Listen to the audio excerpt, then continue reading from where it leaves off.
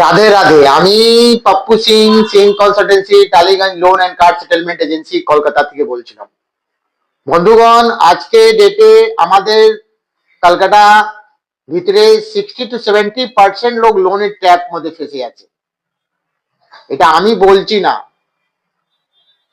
আমাদের কাছে যারা ব্যাংক রিকভারি গুলো ব্যাংকের লোক যে আমাদের আসেন, প্লাস আমাদের যে ক্লায়েন্ট গুলো ভিজিট করেন, প্লাস আমরাও সার্ভে করেছি অত বছর মধ্যে, আমরা দেখেছি মানে ম্যাক্সিমাম লোক লোন ট্র্যাপ মধ্যে ফেসে আছে।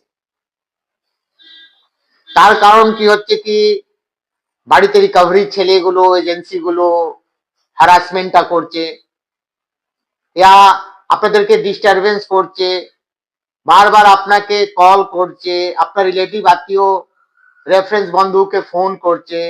এটা তো ইলিগাল।